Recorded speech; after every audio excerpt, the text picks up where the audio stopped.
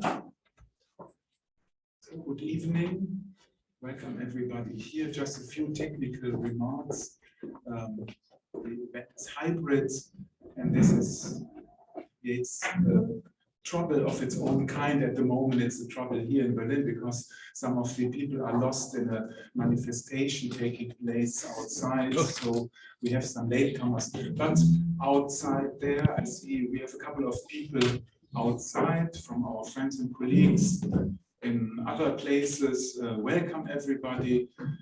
We start soon, I hope, and please, if you are facing problems to hear us, to hear me now, let us know. Perhaps you write a message in the chat. We try to fix the problem. We will have now a welcome address by Professor Sebastian Richter, Angelika Neubert, Dirk Hartwig. Angelika Neubert cannot be, unfortunately, today with us.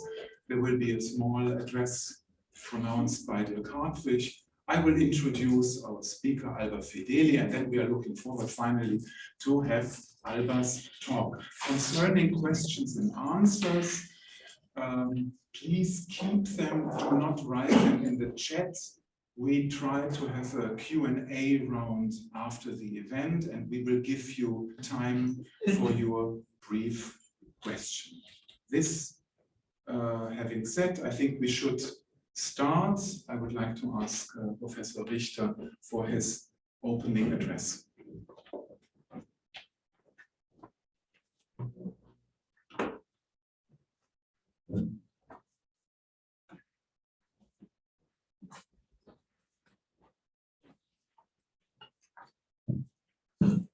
Esteemed speaker, Dr. Alba Fedeli, dear colleagues, Michael Marx, Dirk Hartwig, dear ladies and gentlemen, inside and outside this lecture room. I am honored to welcome you tonight to a new series of the Collegium Qur'ānicum, the public lecture series of the project Corpus Qur'ānicum. I am doing this in my role as a spokesman of the Academy's Zentrum Grundlagenforschung Alte Welt. This center encompasses such different areas of ancient studies as Greek and Latin epigraphy, numismatics, the works of Galen, Byzantine commentaries on Aristotle, exegetical writings of late ancient Christian theologians, the wealth of manuscripts from the multilingual and multi-religious society of the Qur'ān region, the literary heritage of ancient Egypt, early modern European antiquarian traditions, and, last but not least, the study of the Qur'an, its earliest manuscript evidence, its textual history, and its contemporary contexts. For the conceptual framework, for the intellectual endeavors of ancient studies in general, and of our center in particular, the transformation of antiquity in the world of the Qur'an is a subject of prime importance and crucial interest. I am therefore very happy about the work of Corpus Qur'ānicum, and I am full of curiosity to listen to Dr. Fedeli's talk about new interpretations and models in the exploration of the Qur'an palimpsest from Sinai. But before eventually our speaker will enter the lectern, I pass the word on to the protagonist of the project of Corpus Qur'ānicum. Once again, welcome everybody to the Zentrum Grundlagenforschung Alte Welt. And the floor is yours, Dr. Hartwig.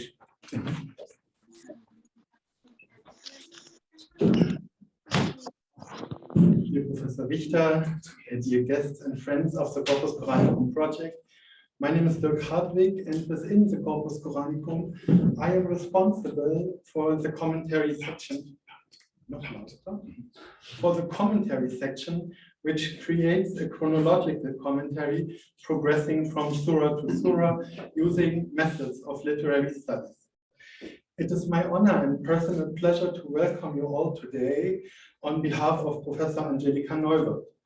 Due to some unexpected circumstances, Professor Neuwirth is not able to join us in person today to welcome our special guest, Dr. Alba Fedeli. As a specialist for early Quranic manuscripts, Dr. Fedeli was awaited with special anticipation, especially since the history of the Quran's texts is still subject to scholarly debate. We are more than happy that Dr. Fedeli had accepted our invitation to deliver the Corpus Qur'anicum Lecture 2022. We equally hope that this annual lecture will be just the beginning and continuation of further fruitful exchange. Michael Marx will introduce our speaker. Thank you.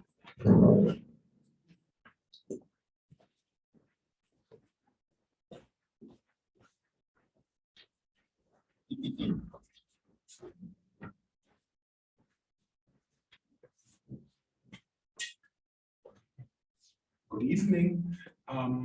I would like to make some few remarks about our honored lecture this evening for the Corpus Qur'anicum annual lecture about the Quran Palimpsest from Sinai. Presenting Alba Fedeli means to present also a sometimes neglected region of Quranic and Oriental scholarship, Italy. When it comes to the history of the Quranic text, Italian scholars have contributed by far more than is usually mentioned in our reference works today. The teacher, one of the teachers of Alba was Sergio Noia Noceda, who is a reference scholar in the field of Quranic manuscripts, especially because of his pioneer project to produce facsimile editions of ancient Quran, an enterprise that started in the late 1990s. Sergio Noia was an Arabist teaching in Milano at the Catholic University.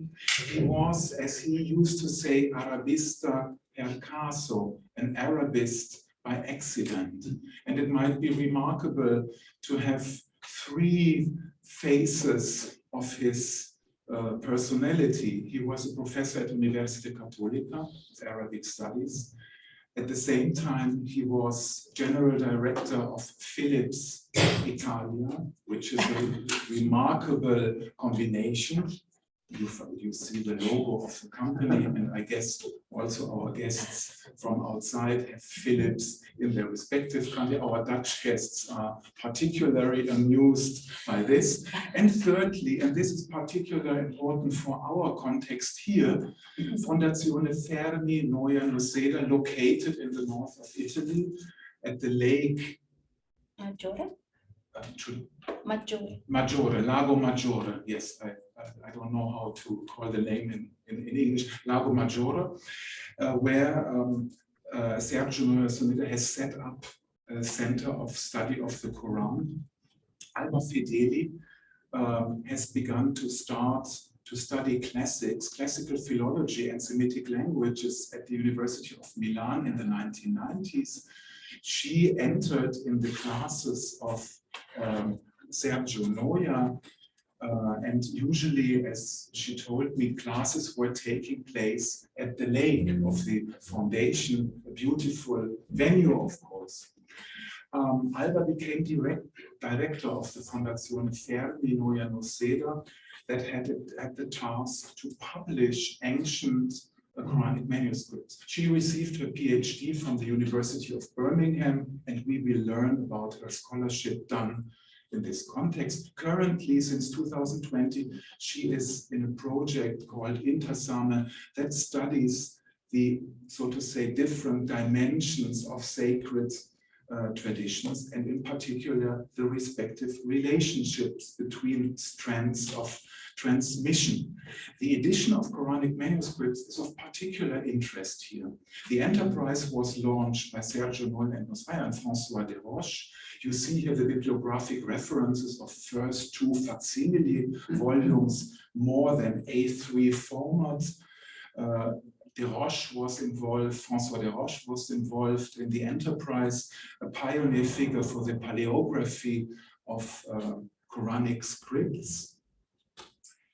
Here you see one of the volume, it's the volume number 2, about half of the part of the London library. The image you see is a large Hijazi, as we label this ancient script style Quran, larger than A3. The volumes are huge, they were quite expensive.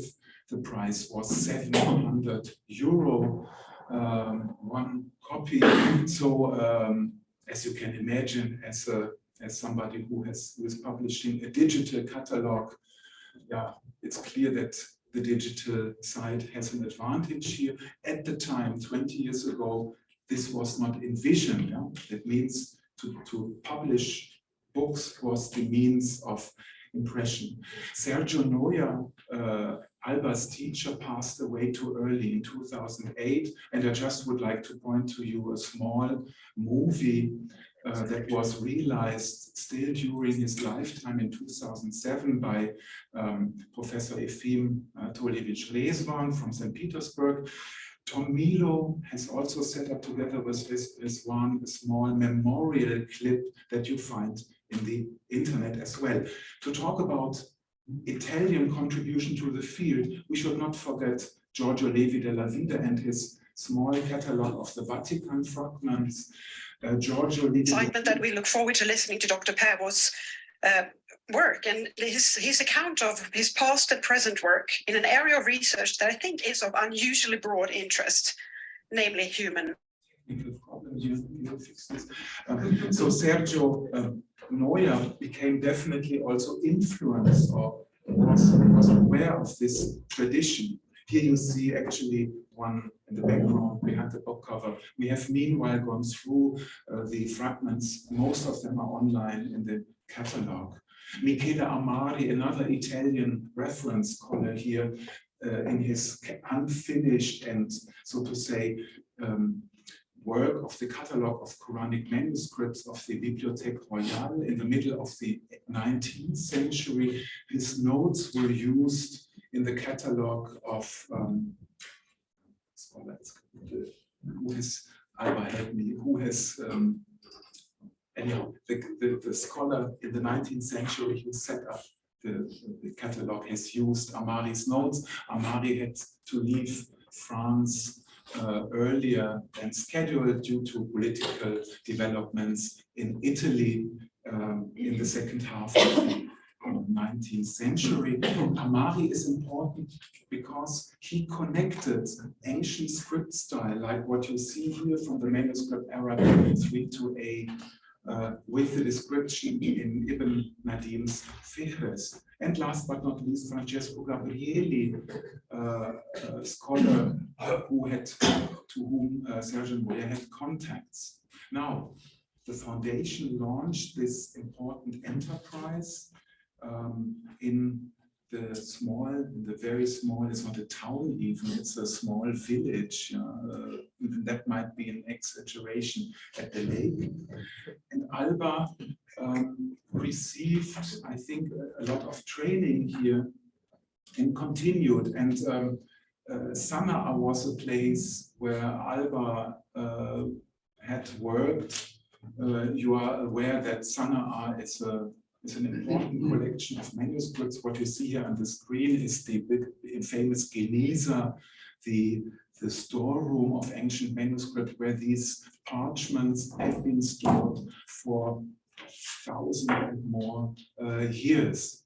Currently, together with the Staatsbibliothek Berlin, we could digitize all the microfilm from the German mission of the 80s, and even at the moment we are negotiating with the Yemenis to continue to help them to restore not only the ancient discoveries, but also discoveries of manuscript that have been made during the last 10 or 20 years. Just to show you some example, Alba has seen them in real life.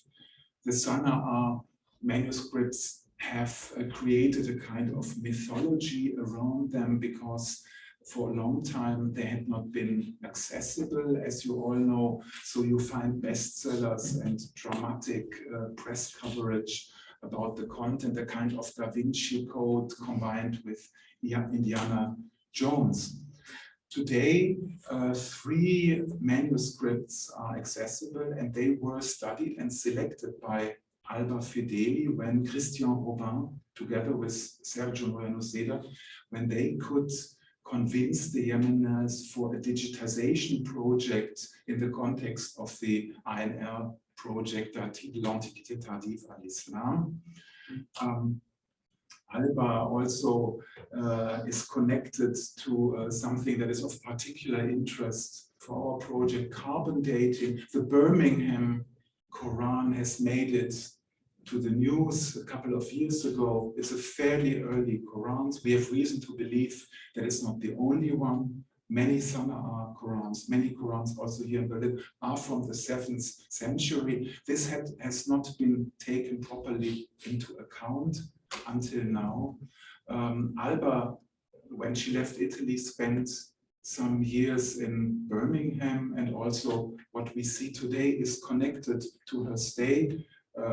The Palimpsest has not yet made it into the BBC, but maybe this will come in the future. And here the news coverage in Guardian BBC is about the Quran of Birmingham that Alba also had asked about scientific analysis.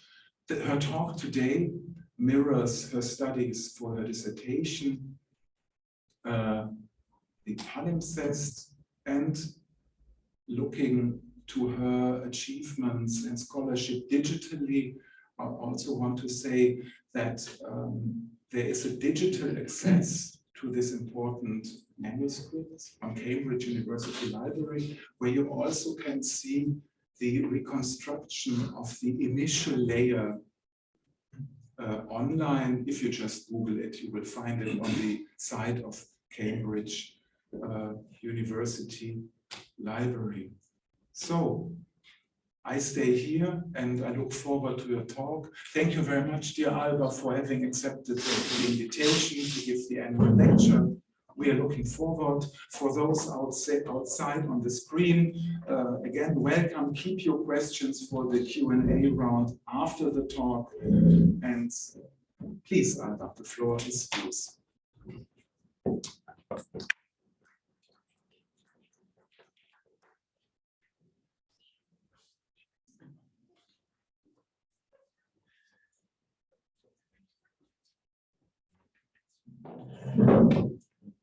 Oh, sind einige da. Sehr gut.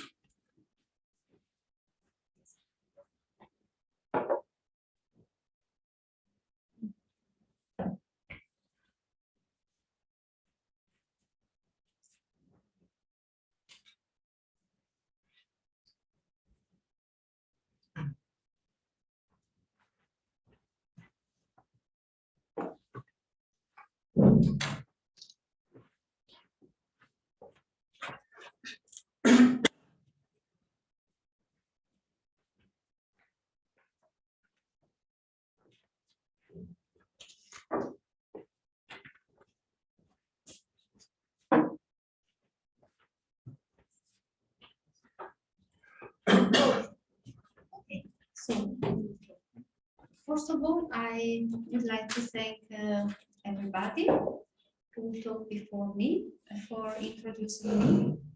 So many thanks for the introduction and the introduction.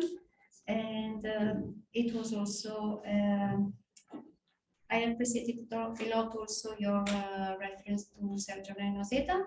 I think it's always a good practice to remember late scholars, late professors. And then, of course, I want to thank the organizers, so all people involved in the organization of this 2022 Corpus Qur'anicum lecture. And of course, all of you who are here. It was so nice to see some familiar faces here, and also all everybody who is online. And of course, very special thanks to Michael. Please speak up loud. Okay, I will do my best. I will. Thank you. I will force myself to talk with another voice. Okay. And then indeed it is a great pleasure to be here and to be here after the first meeting that I had with Corpus Qur'anicum. So my first meeting with Corpus Qur'anicum was in 2004. So a long time ago, yes, where I met Michael. So it's really an honor to be here and to contribute to the events that Corpus Qur'anicum is organizing, and also to see what all that have been done in the last 18 years, I would say, from your side. And then about this lecture. So some time ago, Michael invited me to give this annual lecture. And he proposed a possible topic, and the possible topic was exactly the Qur'an Cambridge Palimpsest. For me, it is an old subject, an old topic on which I worked for quite several years now.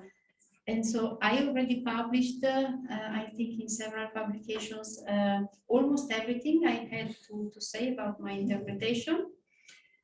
However, Michael's invitation to explore possible future directions of research on this Qur'anic palimpsest challenged me and the actual result that I already achieved. And moreover, in our correspondence for organizing this lecture, I noticed that this palimpsest, this Qur'anic palimpsest, was named Mingana Palimpsest after Alphonse Mingana, so the scholar, collector, and curator of manuscript at the John Rylands in Manchester, and then also at the Syriac colleges in Birmingham. And he, Alphonse Mingana, was the co-author of the edition of the Quranic leaves I'm going to present to you. But so I thought that there is still something that needs to be clarified, and actually Mingana was the co-author and not the author. So I think that there is something to specify about why only Mingana is mentioned. And lastly, I'm really happy to clarify the methodology that I applied in making the work on these Quranic leaves. So what Michael has showed you in the Cambridge Digital Library. So all the work that I did for reading the scripture figure of these Quranic leaves from the Sinai palimpsest that are available on the web in open access in the Cambridge Digital Library and also in the University of Birmingham repository. So as you may notice or may not, I made a tiny change in the title while preparing my presentation for this lecture. And why? Because if we consider that the object, the artifact I want to present is a palimpsest, so it is a manuscript produced using recycled manuscripts, cleaned from the first script. And so it's a palimpsest assembled at Sinai in the monastery of St. Catherine. In which way? By putting together several fragments from diverse texts, from diverse cultures, diverse languages. And then, in addition, there are some membradisiecta of this later object that was created, scattered in several institutions. And lastly, the text of the scripts inferior was edited. So for all these reasons, the object, as all Sinai palimpsests, I would say, is really complex. And for this reason, there are several ways of defining the same thing, and just a different point of view in finding a definition. So what I mean is that we have one single historical item, which is a codex of Christian Arabic homilies. This was one artifact. This codex of Christian Arabic homilies was written at Sinai by assembling several recycled materials. Among these recycled materials, there are some leaves from two Quranic manuscripts, so two different historical items. And the Quranic leaves have been edited in 1902 and then again in 1914. And the latter edition, the 1914 edition, was heavily, strongly discussed and criticized from 1914 up to now, and this was the reason that led me to work on the Quranic leaves. So I was really fascinated by the reason behind this very strong criticism against the edition of the Quranic leaves, and that's why I ended up publishing online a new edition and a comment in 2015. So we have one historical item, which is the original codex of Christian Arabic homilies, and the text of this is the text of the scripture superior of the palimpsest. And we have one manuscript in Cambridge, which is Codex Oriental 1287. This is the manuscript in Cambridge. But the manuscript in Cambridge is only one part of the whole historical item from Sinai. And indeed, it is the large part, it is the major part, because the Codex in Cambridge is made of 162 leaves, so it's really a big codex. But it's only one part of the palimpsested Codex of Arabic homilies. And Agnes Smith Lewis, a name that probably you may have heard about. So Agnes Smith Lewis bought what today is Cambridge University Library Oriental 1287 at Suez in 1895. He wrote that. And the whole Cambridge manuscript disappeared from 1914, and I think that you can imagine the reason why the manuscript disappeared in that year, to 1935-36. And really, it's a very long, fascinating story that unfortunately I don't have the time to tell this evening. And then it was left to the Cambridge University Library in 1926, when the owner, Agnes Smith Lewis, died. So she was the owner of the manuscript. So she bought the manuscript, she was the owner. And even if the manuscript was not in her hands when she died, she left as her will the manuscript, all the story, and the manuscript is I want to leave it to the University Library in Cambridge. Then in 1935-36, the documents I found are not precise about the date. The principal of Westminster College in Cambridge, who was the executor of Agnes Smith Lewis' will, was able to have the manuscript back from scholars who kept it in German for the year between 1914 and 1935. 36. So the artifact that Agnes Smith Lewis bought was just one part of the whole codex. And when she bought it, the order of the leaves and the quires had already been mixed up. And she didn't notice that, but the order was not the correct order of the text. The object that she bought does not no longer exist in its original form. What I mean is that when she bought the codex had binding cords. We know that, and probably it was one of these codices that you see on the left.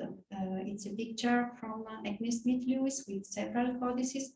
So probably was the codex I'm talking about was one of these, and we know that it was a codex with binding cords. But then when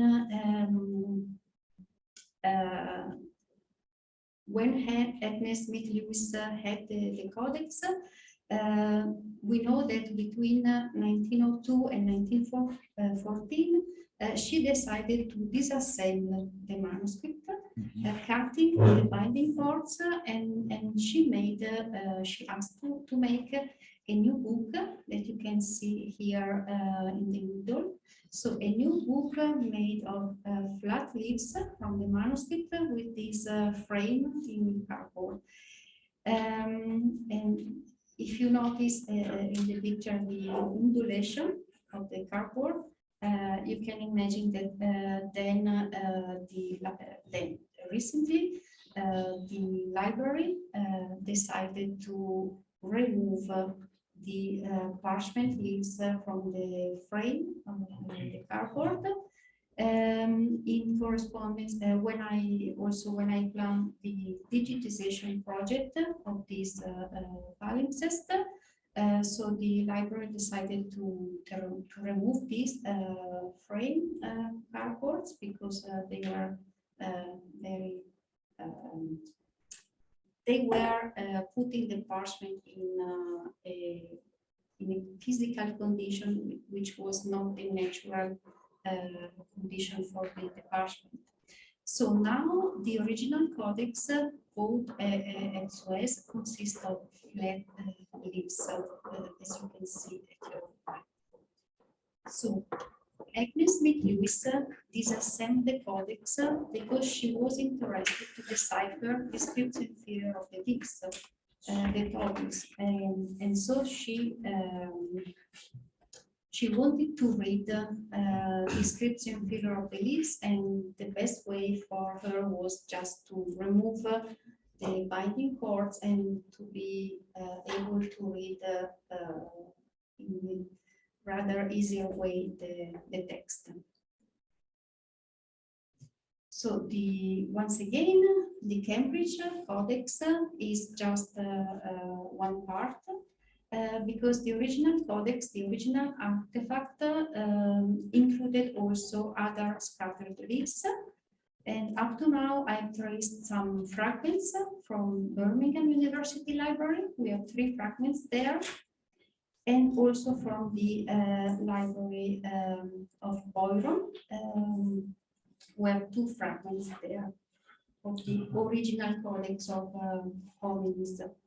And Agnes bought the manuscript of Suez, as she wrote, but the scattered leaves, the scattered fragments came from travels of private collectors, donations, and of course from the antiquarian market at the beginning of the 20th century. So about the provenance and the origin, I repeated several times Sinai. And Sinai was already suggested by Agnes Smith Lewis in 1902, by Alberto Vaccari, another Italian name to add to the list, in 1930, and then also by Alan George in 2011, and also by myself. And The provenance from Sinai was suggested mainly because of the similarities of the script, of the Arabic script of the homilies with other Sinai Arabic manuscripts. But then to the similarities of the script, the layout, the decoration, and everything, I also found other proofs of the Sinai origin. First of all, one of the scattered leaves, part of the original codex, was part of the Tischendorf manuscripts. So we know that Tischendorf took one leaf from this codex, and so we know that it is from Sinai. This was the first proof for me. And also extremely interesting, I think, there are these two leaves, and they are one fragment. They are together, and I interpreted them as the table of contents of the codex. These two are part of the, let's call them Tischendorf manuscripts. So all the manuscripts that Tischendorf took from Sinai to Europe. And this table of contents with the list of the homilies, that's why I told you that the order of the quarters when Agnes Smith Lewis bought the codex was not the original one.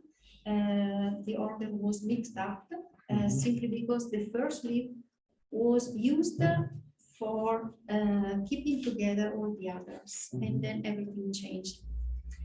And then what is really nice, it's something quite common, nothing extraordinary, but for me it is still extraordinary, that this table of contents, the list of homilies, is also accompanied by a malediction for the person who would remove the book from the monastery of Mount Sinai without returning it. And these two leaves are part of the group of fragments, as I told you, that Tischendorf took. So Tischendorf took all the leaves with written, the person who takes the book or the leaves will have the fate of Judas. This was the malediction for the person.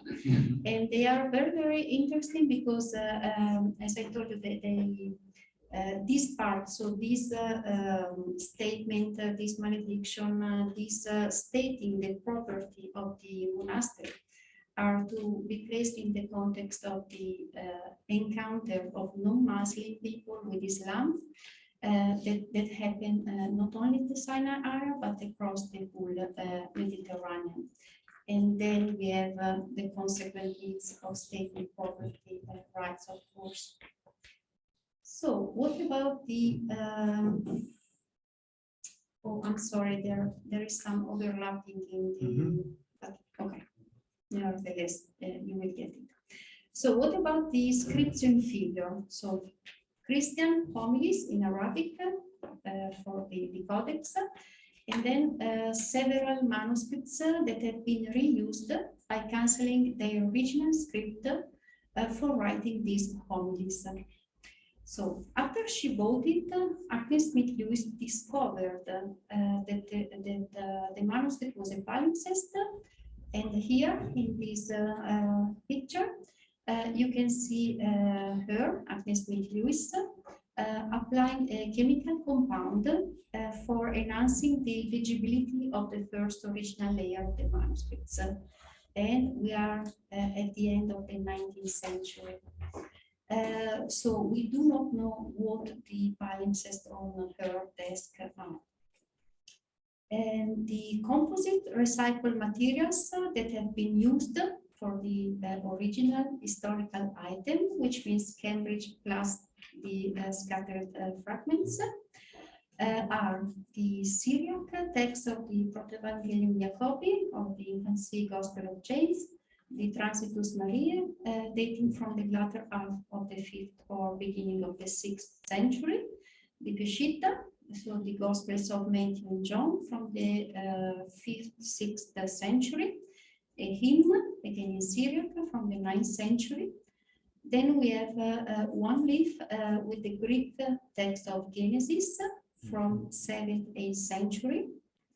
Then we have the Armenian text of fragments from the letter to the Hebrews, the epistle to the Galatians, and the first and second epistle to the Corinthians, dated before the 9th century.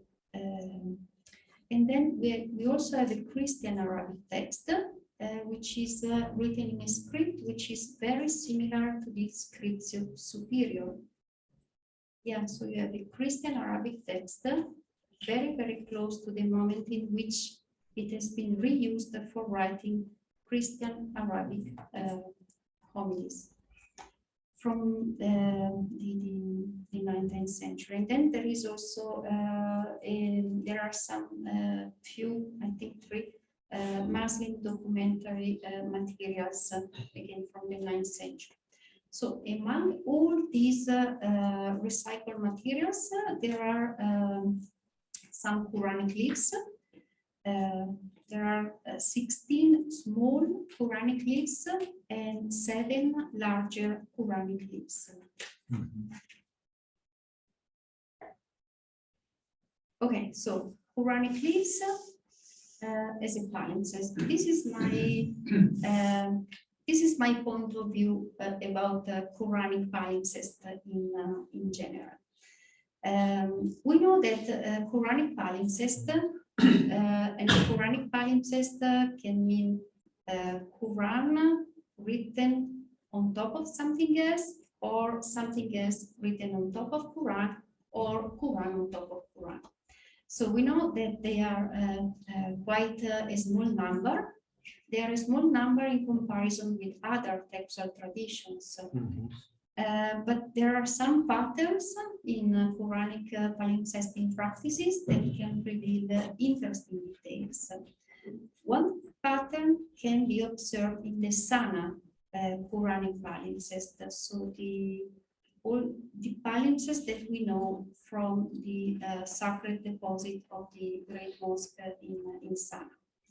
And they have been, so there we have a Quranic manuscript that have been recycled for writing Quranic manuscripts. And here we see leaves and bifolia that have not been destroyed, and they have been used, highly probably, they have been used in the same culture and possibly in the same community. And this is the pattern that we can observe in the Sana palimpsest that you can see on the left side.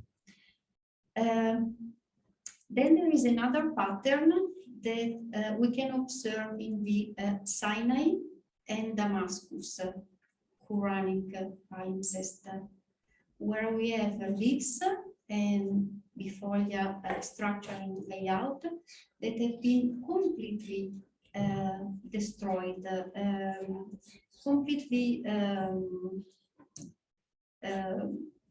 completely destroyed in order to have a new material, a new parchment material to be used for writing Quranic text on top, or having Quranic text below and reused. So the Damascus and the Sinai palimpsests are indeed, and you can see them at the right. The Damascus and Sinai palimpsests are indeed an amalgam of diverse objects, cultures, and languages from different periods. And the Sinai Lewis palimpsest is similar to another palimpsest from the Ambrosiana library. And its mode of manufacture using recycled composite materials is illustrative of the multicultural and multilinguistic materials available in the environment of the Sinai monastery, where both palimpsests, the Ambrosiana and the Cambridge, were assembled. So the Quranic leaves being there visible or not to the monks who use them, and the provenance and existence of these Quranic leaves are part of the Sinai history, its trade, its identity, at the intersection of what has been defined as a strategic space of Islam. The understanding of the control over the recycled parchment leaves and the diverse materials in the Sinai palimpsest composition is to be proposed in the context of the position and function of Sinai and the monastery of St. Catherine. The Sinai monastery was at the crossroad of several routes that were shaped according to the fortresses built in different periods and the actual stopovers. Thus, it took travelers and pilgrims 10 to 12 days for going from Cairo to St. Catherine monastery, and more than 15 days for reaching Damascus from Cairo. Sinai was also part of the pilgrimage route that Muslims began to Mecca, and the route from Cairo to Mecca, took about 35 days. So, as Jean-Michel Mouton stressed in his work on medieval Sinai as an Islamic strategic space, it has to be considered that the geographical distances can be explained through the historical events that affected the Sinai area. So we know that between the mid-7th century and the mid-9th century, Sinai was brought under Egypt, and the provinces of South Sinai were considered to all intents as part of Egypt in the mid-11th century. So here we have to place the codex, and namely provinces of Hijaz belonging to Egypt. And the peninsula was a deeply Arab and Muslim land. This is how Mouton has defined Sinai. So under the Fatimids, Bedouins were in control of the Sinai area, and the monastery had tense relationship with local authorities regarding the rights of the monks to stay at the monastery and be the only owner of its spaces.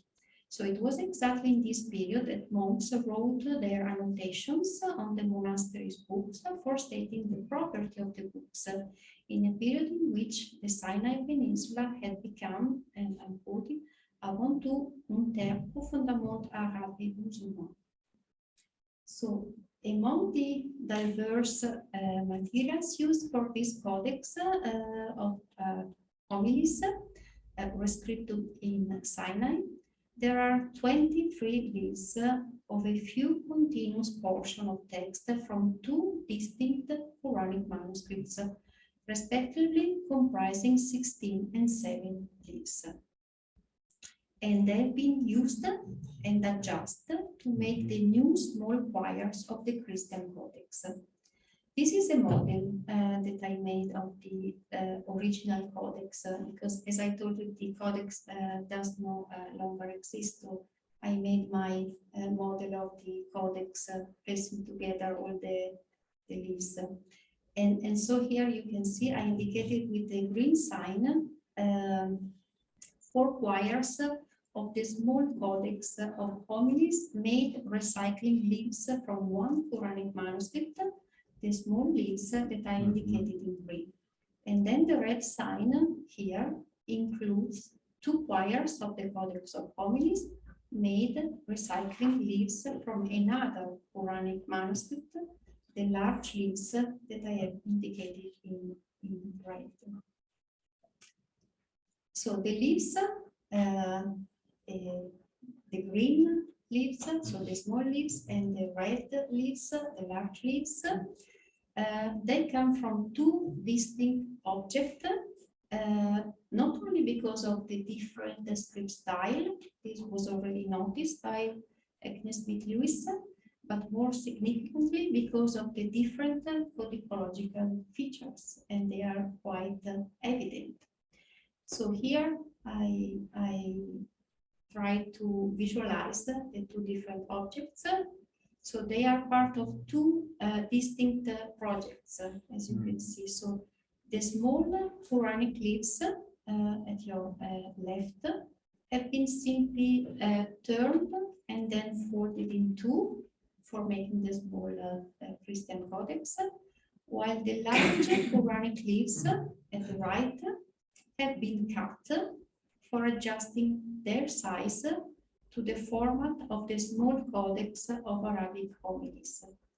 Then the leaves of a reduced size have been turned and folded in two for the small Christian codex. And again, just I try to make something which correspond to the reality in terms of size of material that has been cut off from the leaves.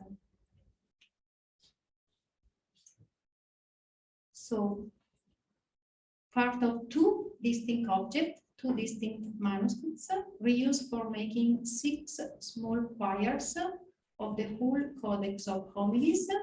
And as you can see in my model, the large leaves have been kept together. So the red one are together. So the leaves, the large leaves from the large big Quran, they've been reused together during the assembling of the codex. While as regards the small leaves, only 8 small Quranic leaves have been kept together in 2 consecutive quires. And what is interesting is that here in the 12th quire of the Codex of Homilies, there are 3. So in the Cambridge Codex bought by Agnes Smith Lewis, there are 3.5 leaves from the small Quranic manuscript, and I discovered the missing half. So each quire was made with 4 Quranic leaves, but here you have a 3.5 leaf, and the missing half leaf is in Birmingham, and so here exactly is where Tischendorf took the half leaf from the codex. And now this half leaf is in Birmingham. So Tischendorf had removed this half leaf from the original codex, and then the half leaf ended up in the antiquarian market at the beginning of the 20th century. And Alphonse Mingana bought it, and probably he identified it as a part of the same codex bought by Agnes, although he did not write about it because it was just a few months before he died.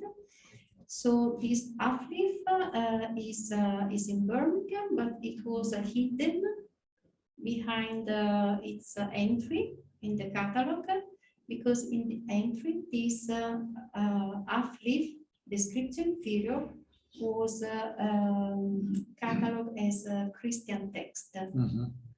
So it took me quite a lot of time to find that the Christian text was the Quran that I was searching for, because I was searching for the half leaf, of course, and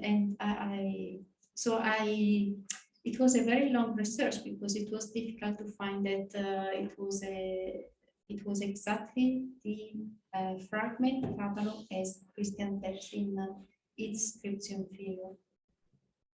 Again, very long story, but I want to continue with something else. Something else is the editions of these Quranic leaves. So all the materials used for making the codex that Agnes Smith Lewis bought have been edited by her in 1902. So the book at the left.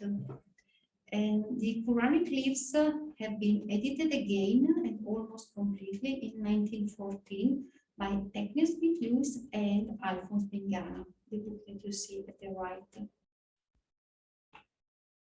So the 1902 edition of the Quranic leaves by Agnes Smith Lewis is a sort of very detailed catalog entry, indicating the first and last lines of each half page of the Quranic leaf, which means of each page of the Christian codex of homilies, as you can see here. So you have incipit and exegete.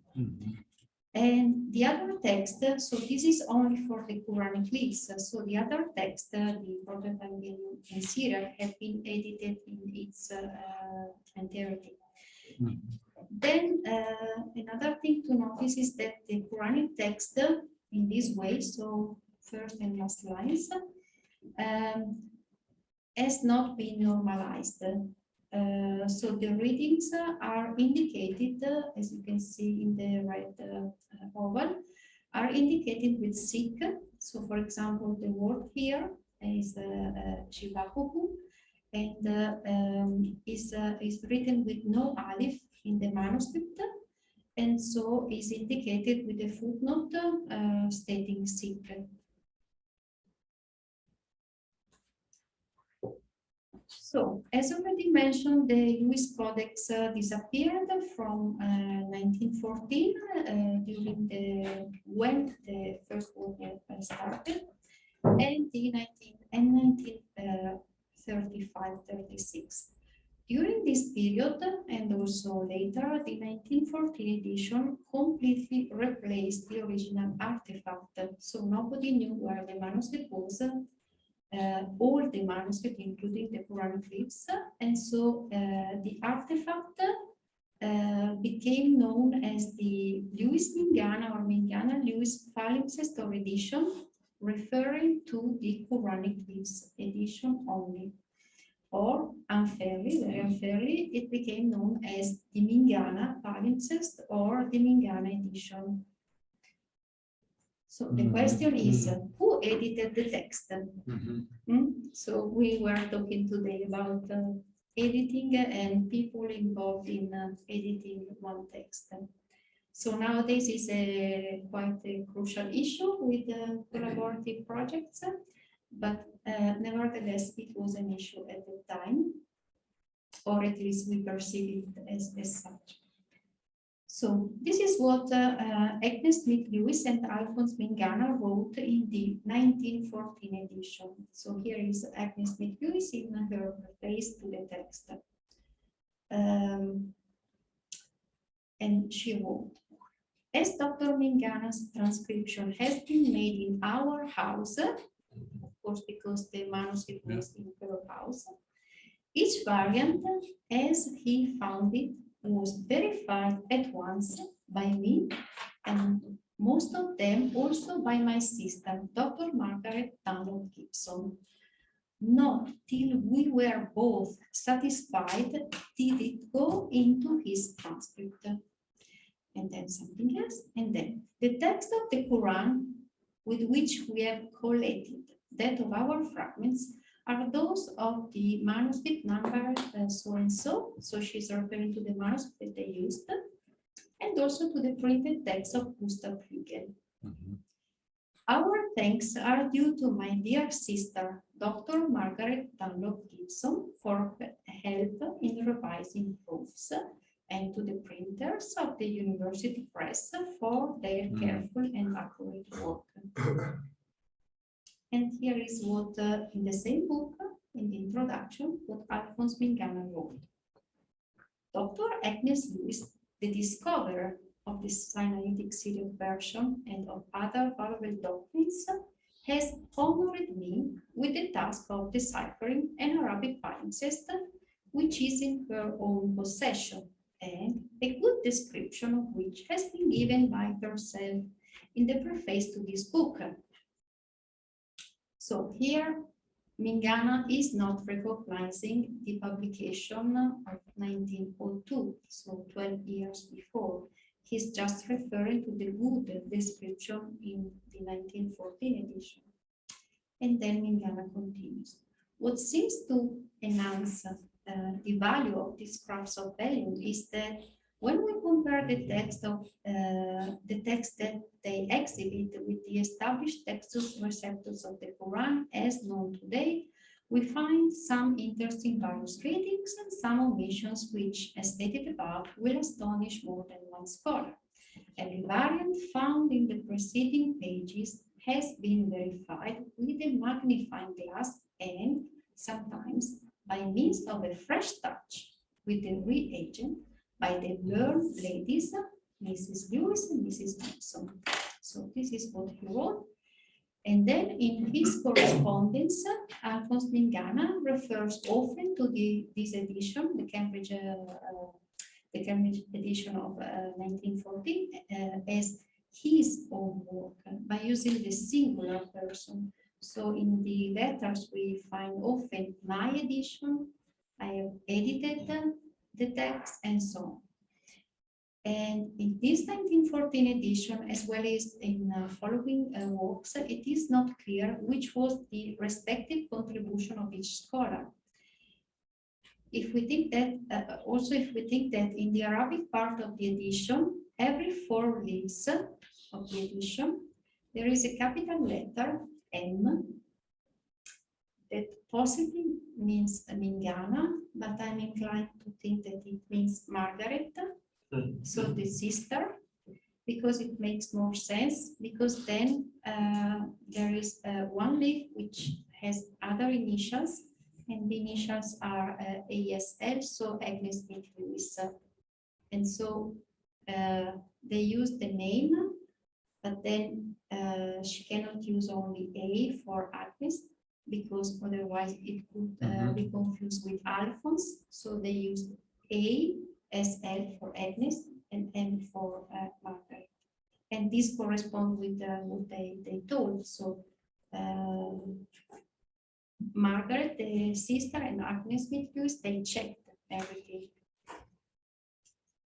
But then if we have a look at the criticism received by the 1914 edition, what initially led me to start this research, we notice immediately that it consists of strong reviews and polemical comments against Mingana, considered the only editor of the manuscript text, whereas the responsibility and therefore the contribution of Agnes Smith Lewis and her sister have been underestimated or even neglected completely. Thus, for example, we see here it referring to the publication, so leaves from the ancient Qur'āns, which was the title of the work, has been edited by Reverend Alphonse Mingana, Doctor of Divinity, and Agnes Smith Lewis, Doctor of Divinity, and so on. And then the text continues. The labor undertaken by Reverend Mingana, surely with very pious motive, has been simply wasted. And then again, so he preferred to risk his own reputation as an Arabic scholar rather than to give up the idea of assailing the authenticity of the Quran by supplying a few variants. In one more way, the great Doctor of Divinity has done harm to his own reputation by his missionary zeal in finding variants in the Quran. Correct, he doesn't know that, and it's really a very long list of strong criticism against Mingana. And if we continue, we find Arthur Jeffries from 1937 saying it was at first thought that Dr. Mingana's finding the Palimpsest published by him in 1914 and then closer examination, however, has shown that neither they nor the correspondence found by him in Syriac, have any relation to the text of these old codices with which we are concerned, and he quotes Bergstresser. So, independently from the content of the criticism, it's of course quite evident that all this criticism is against Mingana because he published, he did, and so on. And then again, 2003, returning to textual variants in the Quran, we find that here too Mingana leaves behind a legacy, so he left the legacy, publishing a work entitled Leaves from Three Ancient Qur'ans, possibly the Uthmanic, with a list of their variants. It's the title. The original manuscript is a palimpsest in vellum, and it is not difficult to detect his incredible dishonesty in this regard, aimed especially at readers with little knowledge of Arabic. Again, if there is something wrong, it was done by both editors, not only by Mingana, if there is something wrong. So why has the contribution by Agnes Smith Lewis and her sister, Margaret Gibson, why has been underestimated or neglected? Well, there are two main reasons to me. First, Mingana was previously criticized for other studies and other business that he conducted, so it was easier to attack him. It was part of the scholarship, let's say. And then I think because Agnes Smith Lewis and her sister were two women, we have to think about the period. So without making here a very interesting digression that I want to continue, it's enough to quote what the suffragist Catherine Taylor wrote in a newspaper article about the reason why Cambridge University never conferred a honorary degree upon the twin sister, whereas they received honorary doctorates from Heidelberg, Halle, and other universities, but not from Cambridge. And the suffragist columnist in 1897 wrote, "Is there anything in the statutes of our university, so Cambridge, to prevent Mrs. Lewis and Mrs. Gibson from having honorary degrees conferred upon them? Many men who have received them are far less distinguished than these two ladies, these ladies. It is not a question of sex, but scholarship, and many men, as well as many women, are loudly pleading for honor to whom honor is due." And we are in 1897, so long before she wrote about the Quranic leaves, and she did a good job, but the situation didn't change. So in my work on the Sinai palimpsest and its provenance in Quranic leaves, I came across several documents about the neglected contribution of Agnes Smith Lewis to Quranic manuscript studies. Her 1902 edition and the 1914 co-authored edition and study have been revolutionary to my mind in Quranic studies, independently from the content of the Quranic leaves. So I mean, independently from the sensationalists created around the possibly pre-Ottomanic variant and leaves. And I think that the crucial role of the 1902 edition and also the 1914 is the publication of the images. So she published an edition with images in 1902. Not all the images for all the leaves, but she published them. And the partial diplomatic edition of 1902 by Lewis represents an important turn in Quranic manuscript studies, resulted from the introduction of analog photography that transformed access to manuscript objects and text by the use of copies. And in 1920s and 30s, Gotthelf Stresser planned a project for establishing a critical edition of the Quranic text based on the idea of collecting evidence from ancient Quranic fragments scattered all over the world by photographing them. Of course, we are here, so there is no need to add details, but it was based also on the technical possibility of taking the photographs. And then I think that from my side, the very essence of Corpus Quranicum is the continuation and development of this plan.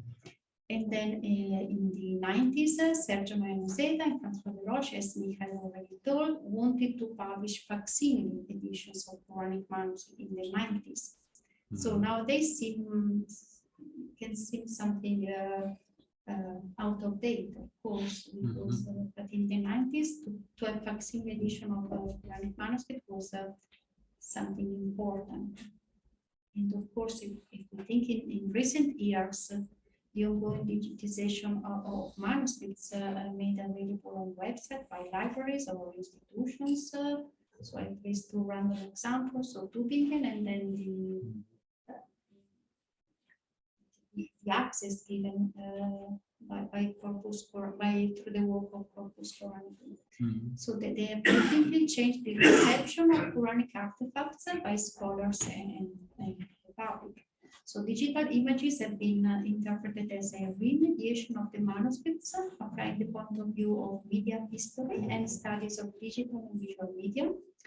The medium of the material Quranic text has changed from the manuscript form to the printed page via photolithography, and then again from printed form to digital images of manuscripts. So the remediation is an important aspect to consider in the access of the manuscript and of the text.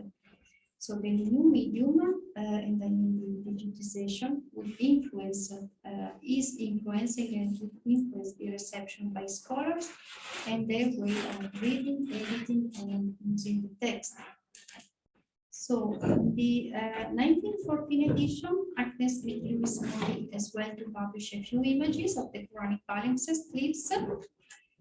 And again, the 1914 edition represents a very important point in Quranic manuscript studies. Why? Because it is the first diplomatic edition of one Quranic manuscript.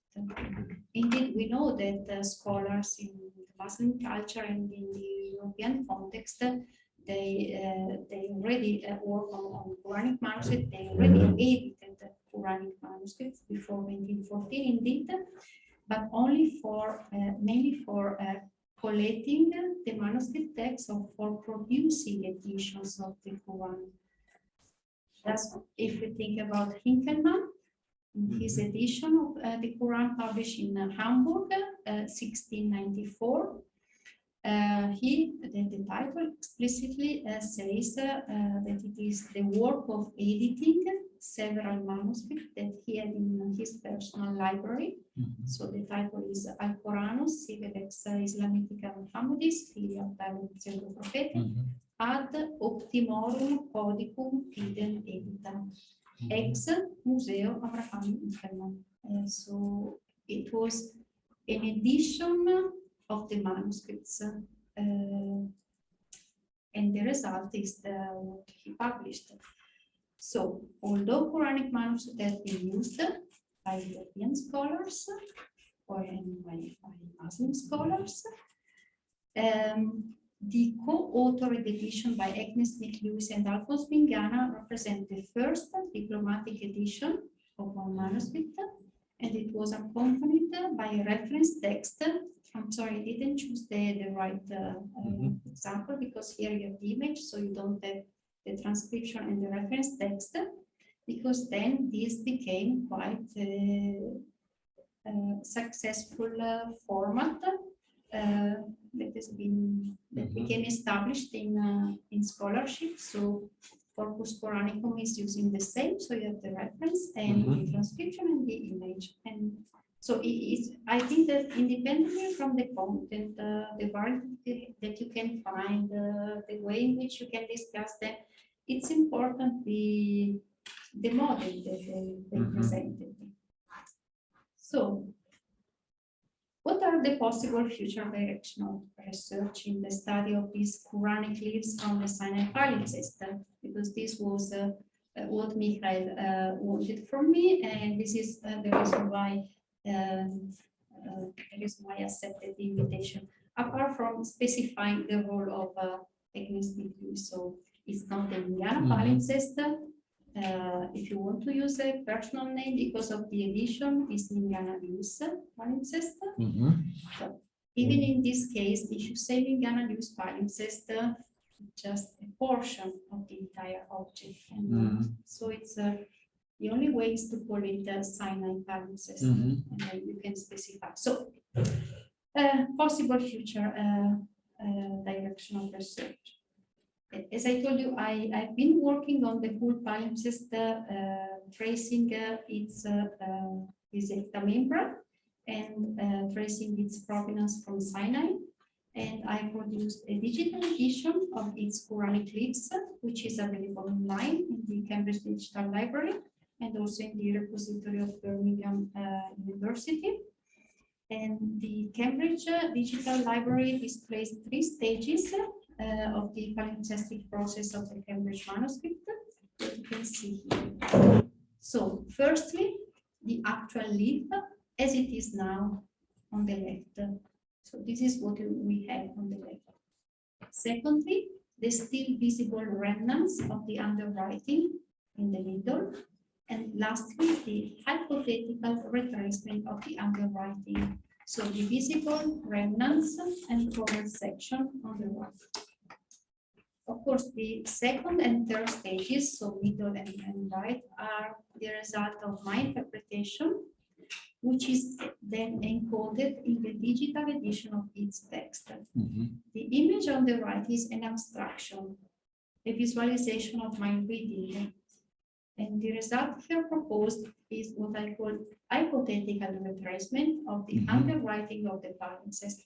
The definition hypothetical aims to underline the fact that this is an interpretation of the manuscript text, because 2 scholars will never produce 2 identical retracements, even using the same set of images. The retracement itself corresponds to the transcription of the text proposed here, and the term retracement perfectly expresses the physical and intellectual work that has been done.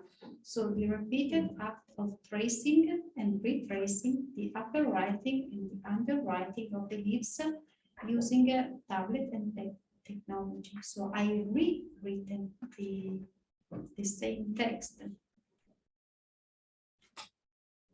The retracement, I hope you can see the different colors on the screen.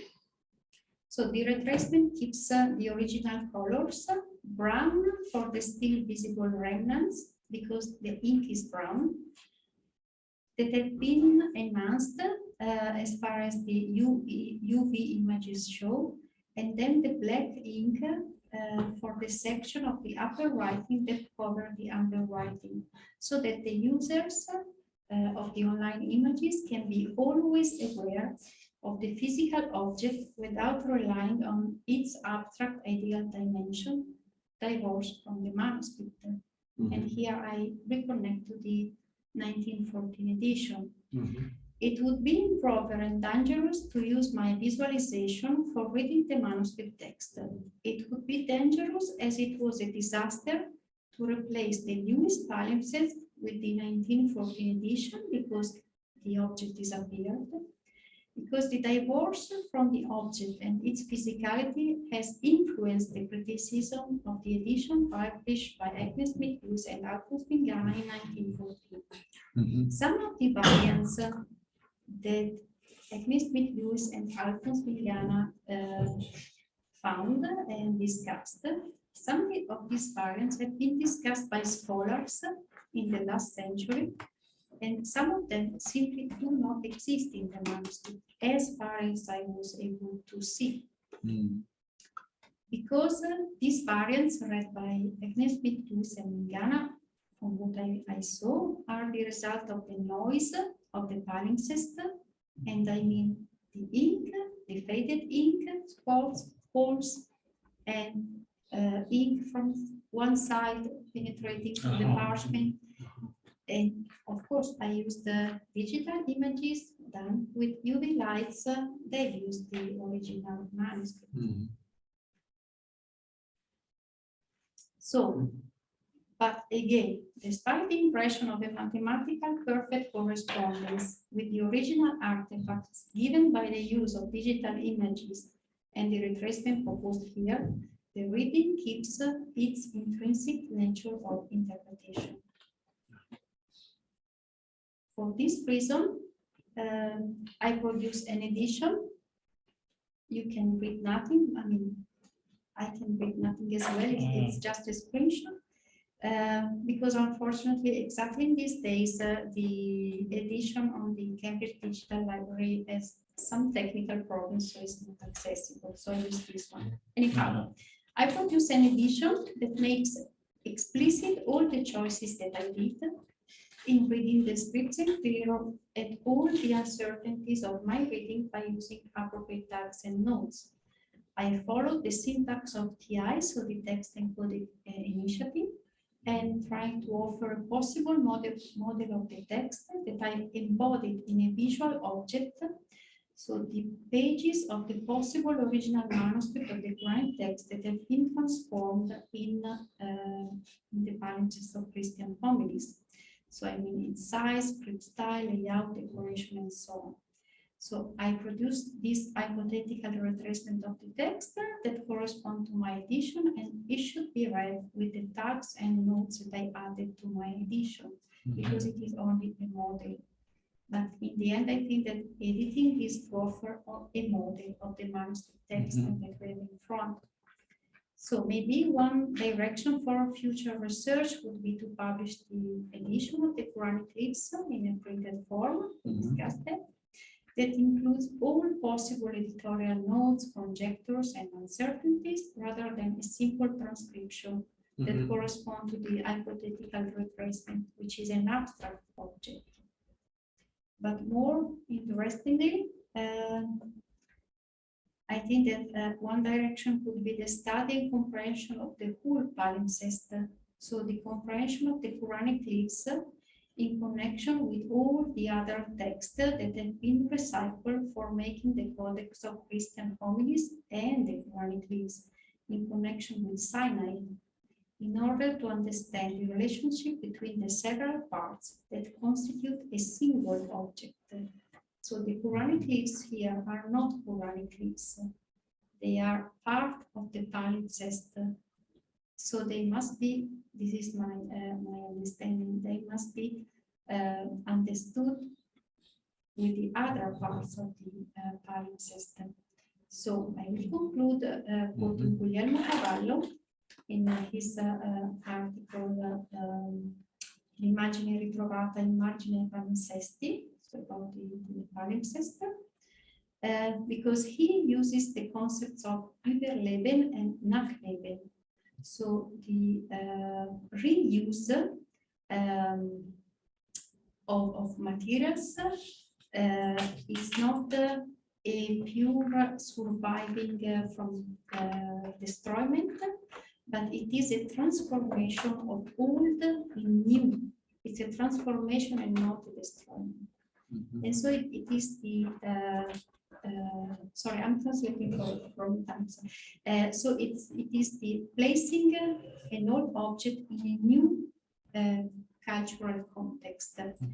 And so Cavallo suggests to explore the transformation of the old object into a new one.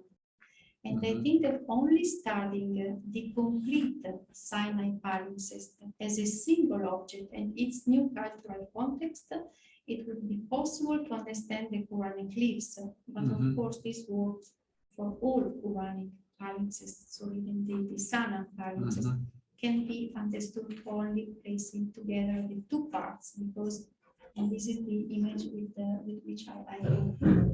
So here is the object, and the object is exactly the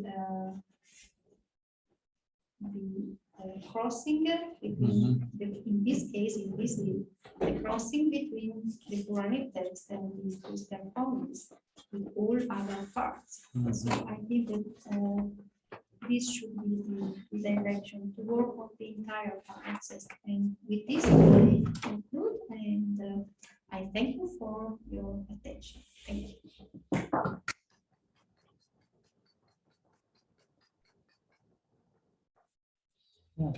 Thank you very much.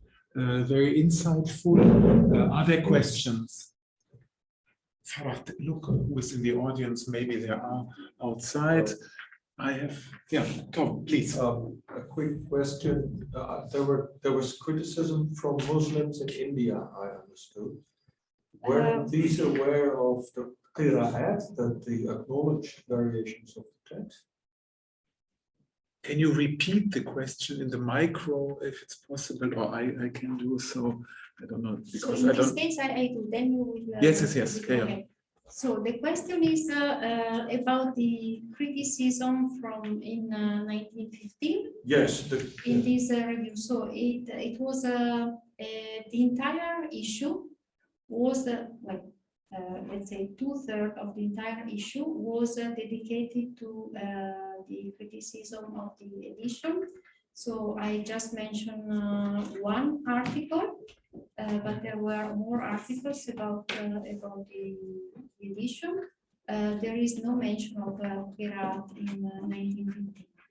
No, and at the same time, if you read Yefim Resman's history of the Quran in print, he notices that the 1924 Quran singles out one of the Qur'ān over all the other known ones, which implies that it is not a spectacular find that a manuscript deviates from the received text, even in those days.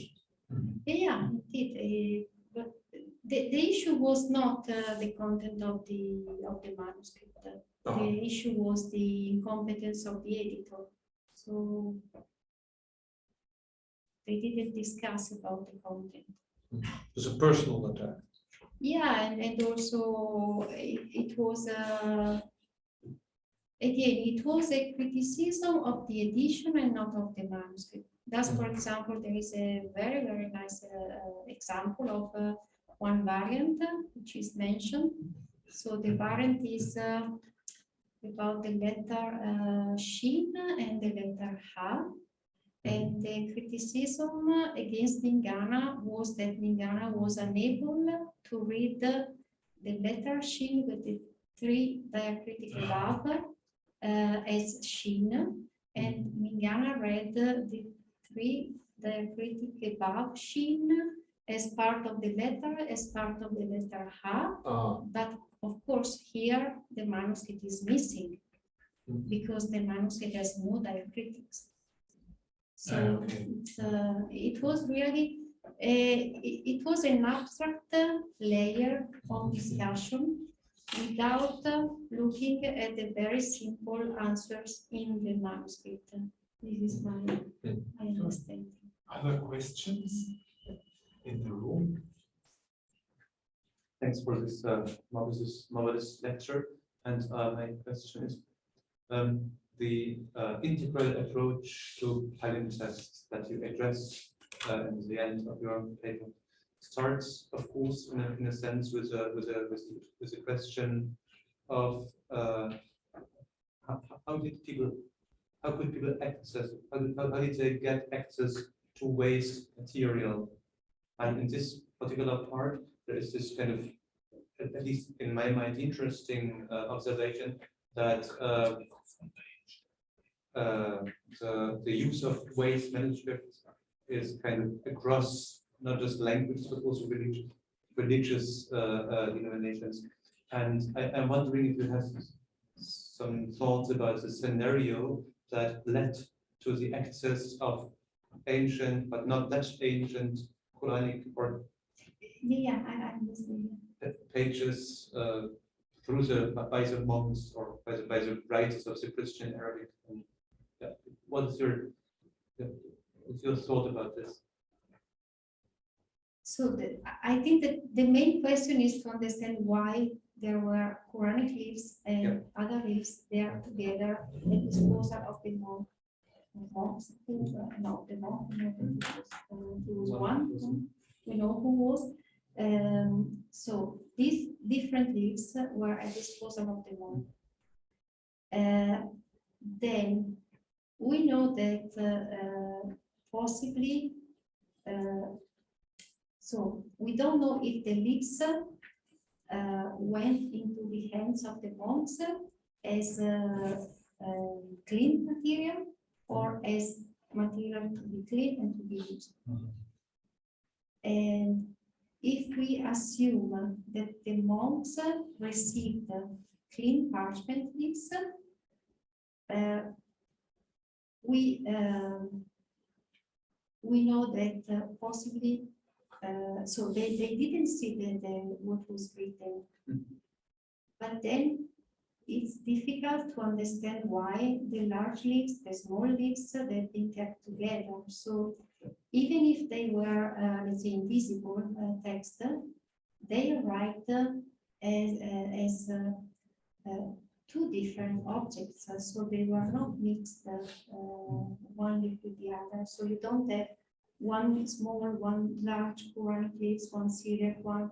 They are kept together, and this was it's also a work done for another Quranic palimpsest, the Sinai palimpsest, where the scholar and the Nursery observed that the leaves from the first manuscript were kept together. So I think that even if the texts were invisible, the monks received the object as object. So the small Quranic leaves, the large Quranic leaves, and so on. And then I think that in the case of the Sinai palimpsest, so not only this one, but in general all of them, and there is this big project on the Sinai palimpsest. The presence of this multi-cultural, multi-languages, multi-everything is really one feature of the place. And this is what I started to look at, and what I try to find with these crossroads and stopovers. If you have people traveling, then you have also materials traveling. But I think that this should really, I think that the comprehension of the scripture, not of the scripture figure, because it's quite in the front of you, but the understanding of the objects and artifacts used for making the palimpsest placed all together can give the answer.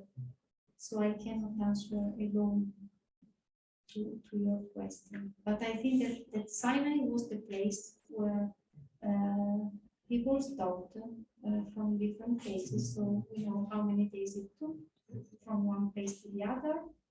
And then, of course, the other question is, so I doubt, and I think that all scholars in Quranic manuscript doubt that the Quranic leaves are from Sinai. Of course, they are from somewhere else. And so it would be interesting to trace the similarities to. I hadn't explored that, but to me it seems more that at least the large leaves of Quran, they are more similar to what we can see in the Damascus Quranic manuscripts. This would make sense, and to think that from Damascus they arrived to Sinai. But it's still the fascinating open question. Did trade play a role in it? Sorry? Did trade with used materials play a role in it? Do you think this is kind of a, so the I think yes. I don't think that it's the only that let's say the economic value of the materials is so the trade is the only element, but indeed it's part of the picture. It's not only one, but it's indeed a part of the picture, because again, if the monks received the small leaves together, because it was there was a plan, a project behind for reusing and selling those leaves. If they were mixed up, then it would have been difficult to argue that. But with the choirs as they are, it's quite significant, I would say. Ahmed, please. So, Just a second, we have to make sure that your voice is. okay, I can project. Yeah, it's good. Yeah. Okay. So thanks very much for the talk. In terms of the future directions that you pointed out, you talked about doing critical edition, right, of manuscripts. And sorry, yeah. I didn't use the word critical. Okay, I'm using it, or an Sorry, edition sorry. of some kind. And so you know, the elephant, of course, in the room is the 1924 Cairalian edition. And so in a way, methodologically, both theoretically and practically, how does one think about that edition? Because if one is doing an edition of some kind, of the early manuscripts, then that's a deconstructive project of the 1924 edition. Or rather a reconstructive project. If one is beginning with the 1924 edition, then that's a deconstructive project. So how does one think about the 1924 Cairalian edition, let's call it, and with reference to going back and looking at some sort of reconstruction of these early manuscripts? Well, I think that the answer in this case is quite easy. It's not always easy, but in this case it's easy because then we have the 1914 edition done, the 1914 edition of the Quranic Leaves. So it is an edition done before the Cairo edition. Right.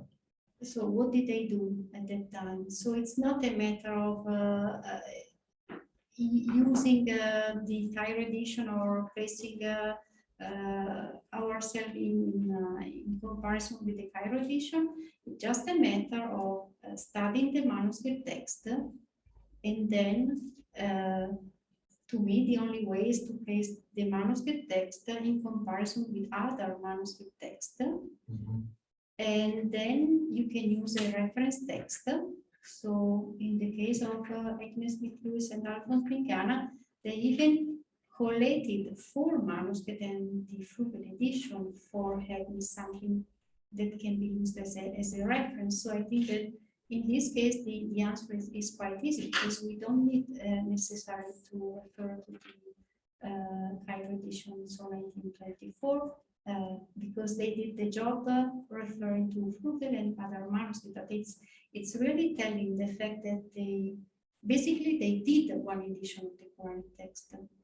They did one edition which was done using manuscript and Flügel, and then they compare. But from my experience, so I use a reference text and it is the Cairo edition, but I use it just because it's a technical requirement. If you want to compare two manuscripts, you need a reference. Otherwise, we will never find a technical way for placing a word in a certain position. So this is my point of view. Then there are other points of view, but basically to bracket it in a way. That's a suggestion. To me, it's to at least as far as the understand. apparatus is concerned. Yeah, but to me, it's a matter of understanding the manuscripts, and then you can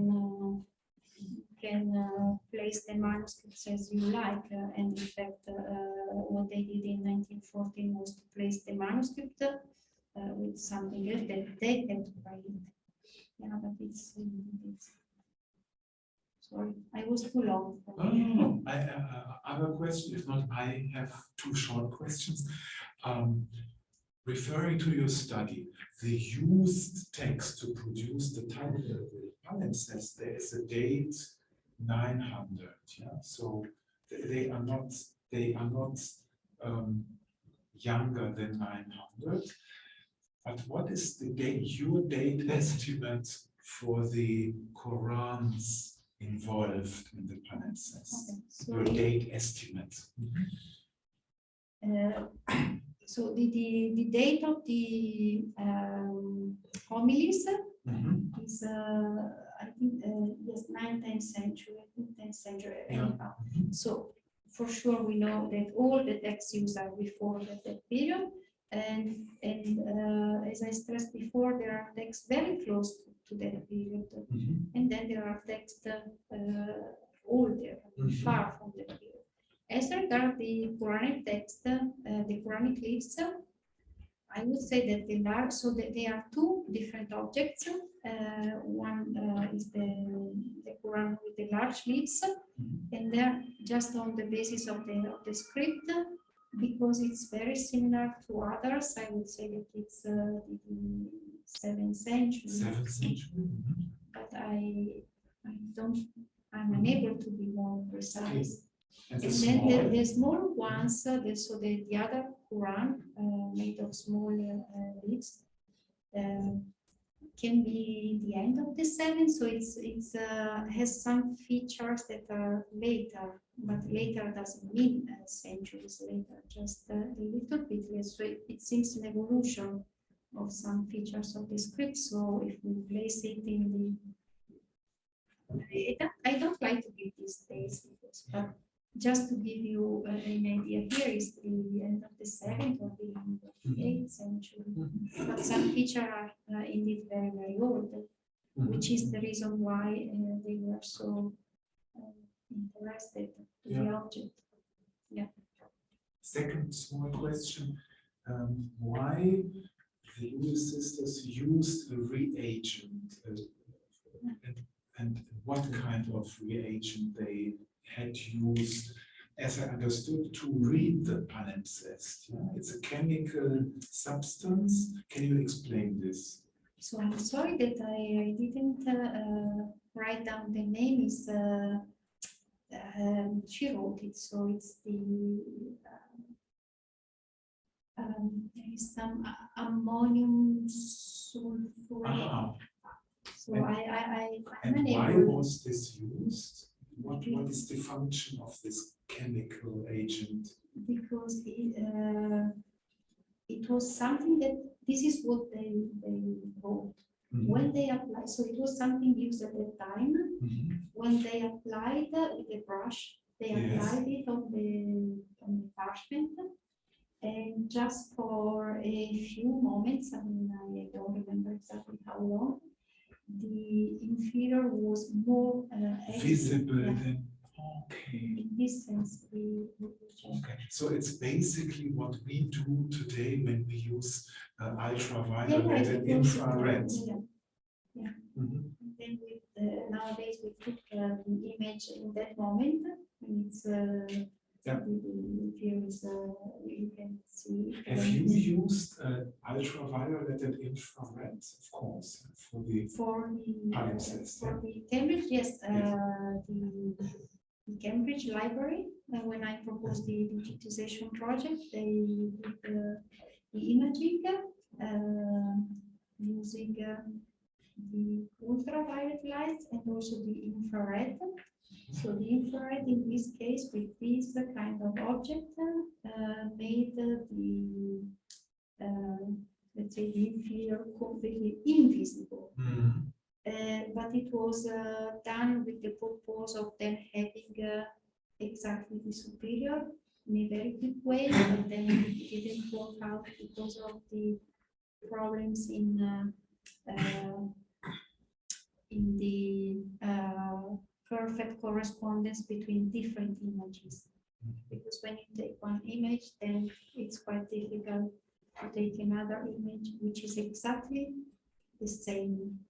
It's difficult. So then we didn't use it. But anyhow, ultraviolet, infrared, and then the yeah. Sorry, I didn't discuss about that. I mean, there are so many things that I could have chosen for this study. Yeah, next question, please. Just 1 second. Just we have to. Sorry? Can you hear me? Move the camera.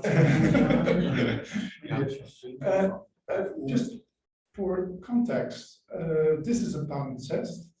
How many more manuscripts are palimpsests, especially from that era in Sinai? So is this a common process? Is this what, or did they tend to use the more the new parchment or paper? Actually, because paper already begins to appear in that period. Yeah.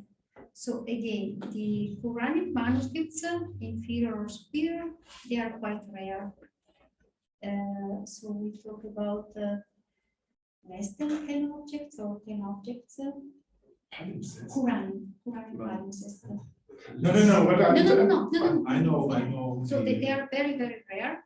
But in this case, we are talking about the Sinai context, where using recycled material was the common practice. So, and there is a project for the Sinai palimpsest with a very, very, let's say, large, it's a very large project for the imaging of all the Sinai palimpsest for making exactly for having a complete overview also on the patterns and processing and so on. But it was if you Google Sinai palimpsest, you will find the project, and it's incredible also in terms of layers. So there are also not only 2 layers, so inferior and superior, but even more.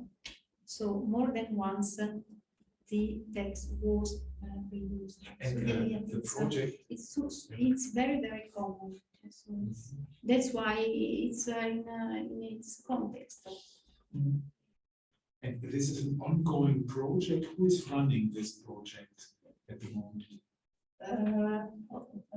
So it's something done in cooperation with the monastery of Syriac.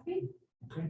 Then the Claudia Rapp in Vienna is involved in this.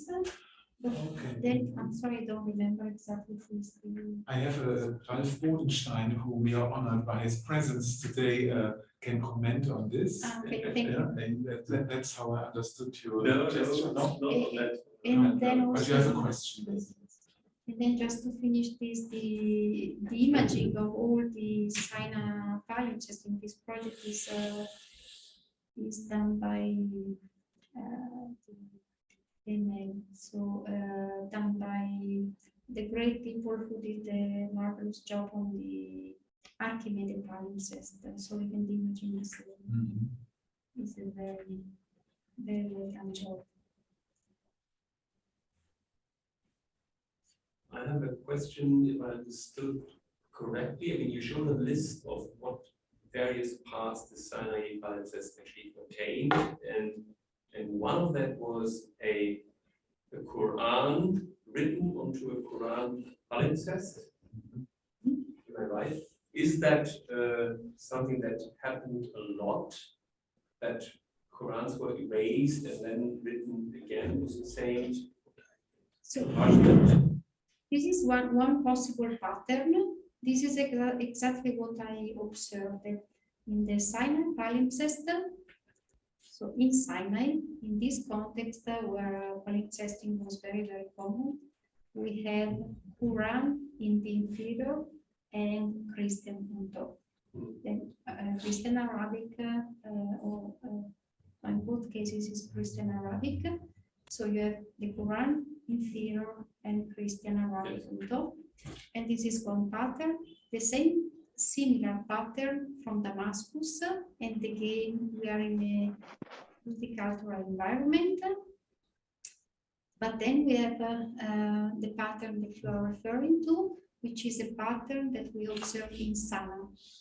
So in Yemen, but there again, if you place the palimpsest in the context, so in Sinai, in Yemen, so we are talking about this sacred deposit with, I would say, I don't know the percentage, but almost the majority are Quranic manuscripts. So it's quite normal to find Quran on top.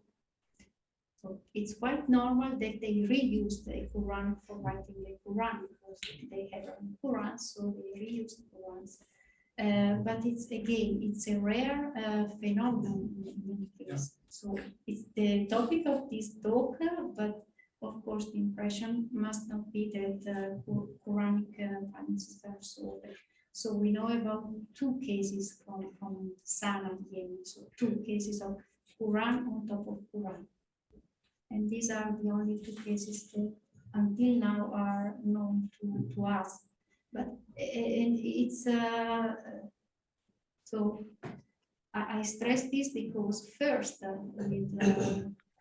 sometimes they are palimpsests and maybe we don't see it. Scholars in the past didn't notice that, or maybe that there are recent discoveries, so maybe there are other ones. But in any case, quite rare. If there are no more questions, we keep them for the second part of this lovely evening. Thank you very much for your lecture, the discussion, for being with us these 2 days. Thanks for the audience. Thanks for people outside watching, listening to us with patience. And thanks also to Farah, who was responsible for the techniques. Thank you. But I want to thank all of you, of course, here and online, and also for people who came from far for this lecture. And again to Michael, Likewise. to everybody involved in the organization, and also to the Academy for hosting. So thank you so much.